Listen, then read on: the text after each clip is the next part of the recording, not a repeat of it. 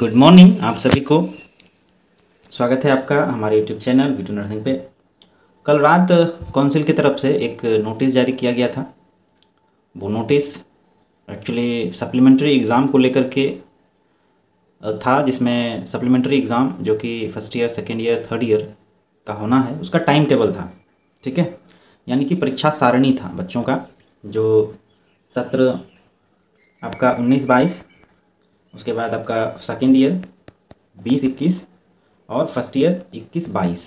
ठीक है, ये तीनों ईयर का सप्लीमेंट्री एग्ज़ाम को लेकर के काउंसिल की तरफ से एक टाइम टेबल जारी किया गया है, परीक्षा रूटीन जारी किया गया है। और मुझे बिल्कुल ये विश्वास नहीं था कि काउंसिल वाले इतने लापरवाह हो सकते हैं। इतना लापरवाही के बाद बिल्कुल अनमने ढंग से एक टाइम टेबल जारी करता है, जो कि अगस्त लास्ट 28 से लेकर के 31 के बीच, और अगर प्रैक्टिकल को जोड़ लें तो सितंबर चला जाएगा। आप समझिए कि इतना दूर तक जाने का कोई आवश्यकता ही नहीं था इनका। सप्लीमेंट्री एग्ज़ाम के लिए कुछ भी नहीं करना होता है, कुछ ही बच्चे होते हैं, मुश्किल से 1000 के आसपास बच्चे होंगे। ठीक है, तो काउंसिल की तरफ से क्या कुछ किया गया है, इस कृत्य को हम आपको एक बार समझा देते हैं कि सप्लीमेंट्री एग्ज़ाम जो होते हैं वो क्या होते हैं और सप्लीमेंट्री एग्ज़ाम का क्या प्रोसेस है। सप्लीमेंट्री एग्ज़ाम के बाद रिजल्ट में कितने दिन लग जाते हैं, सप्लीमेंट्री एग्ज़ाम का जो एग्ज़ाम सेंटर होता है वो किस तरह से मैनेज किया जाता है। ठीक है, सारी बातें हम आपको इस वीडियो में बताते हैं और आपको दिखाते हैं कि जो सप्लीमेंट्री एग्ज़ाम के लिए एग्ज़ाम रूटीन तैयार किया गया है वो किस बेस पे किया गया है, क्यों आखिर उनको अगस्त जाना पड़ा। ठीक है, तो आपको हम बताते हैं और समझाते हैं। यही सोच करके काउंसिल वालों ने डेट को अगस्त किया होगा कन्फर्म, क्योंकि आपको पता है काउंसिल जो है ना, ये मध्य प्रदेश नर्सिंग काउंसिल, और जो खास करके अभिषेक दुबे का जो मेंटलिटी है, ये पिछलग्गू वाला है। पीछे पीछे चलना है इसको, कुछ भी हो, कुछ भी निर्णय हो, इनको पीछे पीछे चलना है। आगे जो जा रहा है उसके पीछे इसको चलना है। बस यही कारण है कि ये जो आप रूटीन देख रहे हैं वो सेम उसी का एक नतीजा है। हम आपको बताते हैं और दिखाते भी हैं कि क्यों ये अगस्त चला गया। ठीक है, तो चलिए वीडियो को शुरू करते हैं। उससे पहले आप लोगों से रिक्वेस्ट है, चैनल को जरूर सब्सक्राइब कर लीजिए, क्योंकि यहाँ पे जब आप हमसे जुड़ते हैं तो एक ही मकसद होता है कि आप तक हर एक न्यूज़ पहुँचे, हर एक जानकारी पहुँचे, ताकि आप कभी कॉलेज के चंगुल में ना फंसें, क्योंकि कॉलेज वाले भी बच्चों का शोषण करते हैं पैसों के मामले में। चाहे आप किसी भी प्रकार से जो लेन देन होता है ना, बहुत सारे कंप्लेन आते हैं मेरे पास कि कॉलेज वाले बिल्कुल बेशर्मी से बच्चों को, आप किसी कॉलेज में 10,000 ले रहा है, किसी कॉलेज में 20,000 ले रहा है, किसी कॉलेज में फ़ीस नहीं जमा करने के नाम पे पेनल्टी ले रहा है। कई प्रकार के शोषण जो है कॉलेज और काउंसिल के द्वारा हो ही रहा है बच्चों का। तो बच्चे आखिर जाए तो जाए कहाँ। तो एक प्लेटफॉर्म है जहाँ आपको हर एक सूचना जो है मिलेगा। इसके लिए आप चैनल को जरूर सब्सक्राइब कर लें, अपने दोस्तों को जरूर शेयर करें, ताकि वो लोग एक जगह आकर के एक प्लेटफॉर्म पे उनको सूचना समय पे मिलती रहे। ठीक है, सबसे पहले आपको दिखाते हैं वो एग्ज़ाम रूटीन। आप पहले एक बार देख लीजिए, यहाँ पे देखिए, ये है वो एग्ज़ाम रूटीन। ठीक है, 1/7/2024। अब यहाँ पे देखिए टेनिसिएटिव टाइम टेबल है। टेनिसिएटिव मीन्स होता है बदलाव हो सकता है, एक संभावित तिथि जिसको आप कहते हैं। और आज तक रिकॉर्ड है कि जो डेट आप ये देख रहे हैं, काउंसिल ने फर्स्ट डेट में एग्ज़ाम ही नहीं लिया है। सप्लीमेंट्री एग्ज़ाम में मे भी ले ले, लेकिन मेन एग्ज़ाम का 2019-2018 से हम देख रहे हैं जो एग्ज़ाम का डेट दिया है उसमें एग्ज़ाम नहीं लेता है। वो हमेशा एग्ज़ाम डेट बढ़ाता है एंड टाइम पे। जैसे आप अपना टिकट बुक कीजिएगा, 2-3 दिन रहेगा आपका एग्ज़ाम का, एग्ज़ाम डेट बढ़ा देगा। रिकॉर्ड है, आज तक सही टाइम पे, एक टाइम पे एग्ज़ाम नहीं लिया है। ऐसा लापरवाह है ये। ठीक है, लेकिन अब क्या कर सकते हैं। एक तो आप लोग एमपी जाना बंद करो, अब एमपी में एडमिशन लेना ही बंद करो, जब तक कि ये सिस्टम जो है ना सही ना हो जाए। ये दलालों के चक्कर में, एजेंटों के चक्कर में लोग फंस जाते हैं वहाँ। और हमेशा जब दलाल को आप बोलिएगा तो एक तो फ़ोन नहीं उठाएगा, जब फ़ोन उठाएगा तो बोलेगा हम इसमें क्या कर सकते हैं। ठीक है, तो आप यहाँ पे देखो, ये जो डेट है 28/8 से लेकर के, आप यहाँ पे देखो लास्ट एग्ज़ाम कब हो रहा है आपका, 31/8 तक, यानी कि 28, 29, 30 और 31, ये 4 दिन का एग्ज़ाम है आपका। वेडनेसडे से स्टार्ट होकर के सैटरडे तक जाएगा। ठीक है, 31 को एग्ज़ाम ख़त्म होने के बाद आपका 1 सितंबर संडे है। उसके बाद आप लोग का प्रैक्टिकल का जो डेट है वो 2 सितंबर से 6 सितंबर, यानी कि 6 सितंबर तक आपका प्रैक्टिकल ही होगा एक्सटर्नल। फिर इसके नंबर्स भेजे जाएंगे काउंसिल को, यानी कि आप 10 या फिर 15 सितंबर देख लीजिए। और अक्टूबर के लास्ट या 15 से 20 दिन तक तो इनको रिजल्ट बनाने में भी लग जाएगा।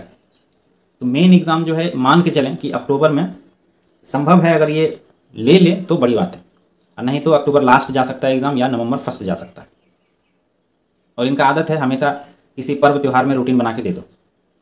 पिछले बार जब एग्ज़ाम हुआ था तो वो दुर्गा पूजा के पूजा शुरू होने से लेकर के एग्ज़ाम ही एग्ज़ाम था, दुर्गा पूजा के स्टार्टिंग में। तो इस तरह से ये लोग बिना सोचे समझे जो है ना बना देता है। अब इसको क्या कारण रहा होगा कि ये अगस्त में चले गए, और अगस्त में गए तो वो भी लास्ट में गए। उसका कारण हम आपको एक बार बता देते हैं। यहाँ पे देखिए, आपने एग्ज़ाम कैलेंडर देखा होगा बीएससी नर्सिंग का। देखिए ये बीएससी नर्सिंग का एग्ज़ाम का टाइम टेबल है। देखिए 8 तारीख से उनका एग्ज़ाम स्टार्ट है। ठीक है, कब से एग्ज़ाम स्टार्ट है आप देखिएगा, रिलेट करिए। लोगों को ध्यान में ये नहीं है, लेकिन आप एक बार देखिएगा 8/8 से बीएससी नर्सिंग का एग्ज़ाम शुरू हो रहा है, जिसका कि 27/8 तक जाएगा, यानी 27 अगस्त। और आप लोग का एग्ज़ाम कब शुरू हो रहा है एएनएम और जीएनएम का? 28 अगस्त। मतलब जैसे ही बीएससी का एग्ज़ाम खत्म होता है और आपका एग्ज़ाम शुरू। ठीक है, बस यही है कि ये लोग बीएससी नर्सिंग का रूटीन देखने के बाद ही अपना रूटीन जो है ये लोग बनाया है। अब यहाँ पे एक ये क्या बदलाव कर सकता था।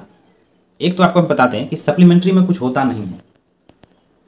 सारे बच्चे ऑलरेडी इंतजार में हैं कि हम लोग का सप्लीमेंट्री एग्ज़ाम ले ले, और आज 1 जुलाई शुरू ही हुआ है।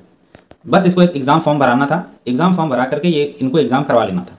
तो अगर ये लोग जुलाई के 28 से लेकर के 31 भी बनाते तो कोई प्रॉब्लम नहीं था। आप बीएससी नर्सिंग से पहले एग्ज़ाम ले लीजिए, 8 तारीख को इसका शुरू होना है। आप इससे पहले ले सकते थे, अगस्त के फर्स्ट वीक ले सकते थे, लेकिन इनको तो पिछलग्गू बनना है। अब ये सोचता होगा कि देखते हैं कि किस कॉलेज का एग्ज़ाम लेगा जबलपुर यूनिवर्सिटी, किसका नहीं लेगा। अरे भैया, जब कोर्ट ने ऑलरेडी क्लियर किया हुआ है तो फिर आपको उसके पिछलग्गू बनने की आवश्यकता ही नहीं है। आप जुलाई में ले सकते थे, लास्ट में अगस्त के फर्स्ट वीक ले सकते थे एग्ज़ाम। आपके पास ज़्यादा बच्चे भी नहीं हैं। सप्लीमेंट्री में कौन होते हैं? सप्लीमेंट्री देखिए क्या होता है, आपको बता दें। सप्लीमेंट्री वो एग्ज़ाम है जब किसी का एग्ज़ाम, जब आपका मेन एग्ज़ाम हो रहा था मई में, तो जिसका एग्ज़ाम छूट गया है किसी कारणवश, इनरोलमेंट उसका हो चुका है लेकिन एग्ज़ाम जो है उसका छूट गया, या जो फेल कर गए।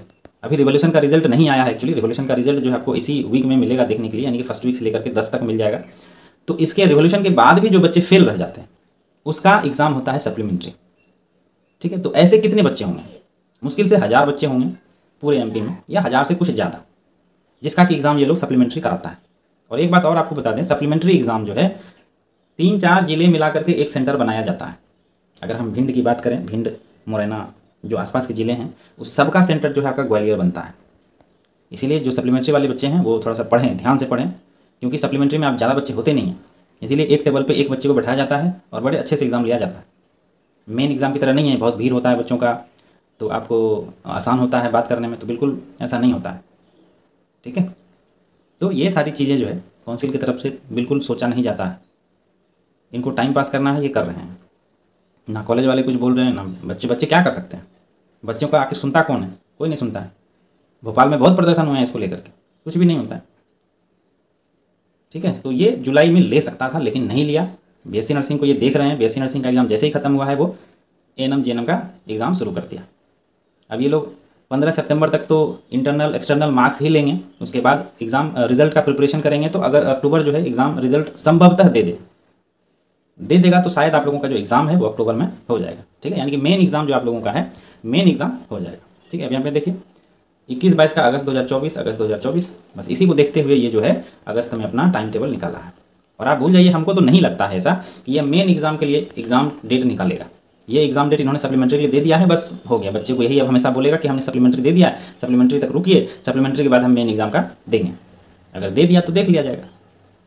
इतने विजनरी तो एमपी एनआरसी हैं नहीं, मुश्किल है कि वो एग्ज़ाम कैलेंडर देगा मेन एग्ज़ाम के लिए।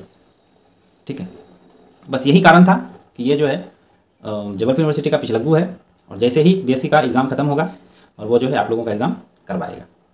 और इनिशिएटिव है तो आगे भी बढ़ा सकता है, पीछे तो मुश्किल ही है। अगर किसी का दबाव आए, किसी का प्रेशर आए तो शायद वो पीछे कर ले, लेकिन पीछे करने का मुश्किल है।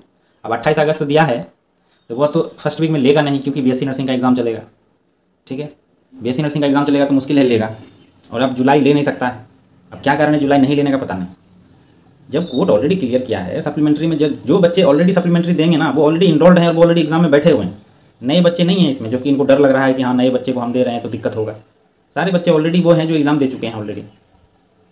तो पता नहीं ये लोग क्या सोचते हैं, कैसे सोचते हैं, लेकिन ये लोग बिल्कुल छात्र हित में तो सोच नहीं रहे हैं। ठीक है, एक बार आप लोग देख लीजिएगा अपना एग्ज़ाम कैलेंडर जो सप्लीमेंट्री वाले हैं, और पढ़ना शुरू कर दीजिए, क्योंकि पढ़िएगा अच्छे से तो शायद निकल पाइएगा, क्योंकि बहुत बच्चे ऐसे हैं जो फेल कर गए हैं। अब फेल किस कारण से किए हैं ये तो नहीं बता सकते, लेकिन अगर फेल किए हैं तो आपको मेहनत थोड़ा सा करना पड़ेगा। इसीलिए मेहनत करिए और सप्लीमेंट्री में पास हो जाइए ताकि आपका बैक ना लगे। अगर आप सप्लीमेंट्री में भी फेल होते हैं तो आपका ईयर बैक लगेगा, ठीक है, यानी कि आप पीछे चले जाएंगे। इसीलिए आप लोग अच्छे से पढ़िए। बाकी एमपीएनआरसी की तरफ से अब देखिए, जो वहाँ की कांग्रेस है मध्य प्रदेश में, वो जो चिकित्सा शिक्षा मंत्री थे पिछले बार, उनके घर के आगे बहुत बड़ा प्रदर्शन करने की तैयारी में है। ऑलरेडी प्रदर्शन किया है उन्होंने, कांग्रेस ने, मध्य प्रदेश कांग्रेस ने, और उससे इस्तीफा मांग रहे हैं। जो उस समय के वर्तमान जो मंत्री थे चिकित्सा शिक्षा का, उनके तरफ से जरूर बड़ी लापरवाही हुई है, यह बात तो मानना ही पड़ेगा। लापरवाही के कारण ही जितना जो हम लोग 4 साल से इंतजार कर रहे हैं एग्ज़ाम को लेकर के, परीक्षा को लेकर के, रिजल्ट को लेकर के, कहीं ना कहीं उसका कारण बना है, ठीक है। तो शायद देखिए विपक्ष में भी हंगामा हो रहा है, आपका विधानसभा में भी हंगामा हो रहा है, तो क्या कुछ इसका निर्णय निकलता है, क्या कुछ इसका आउटकम निकलता है, वो देखना पड़ेगा। एजेंसियां जांच कर रही है, लेकिन एजेंसियां का भी जांच जो है वो निष्पक्ष नहीं है और समय लग रहा है। आप एक समय नहीं डिसाइड कर पा रहे हैं कि 1 महीना का समय है, आप 1 महीना में ये सारा कुछ कर लो।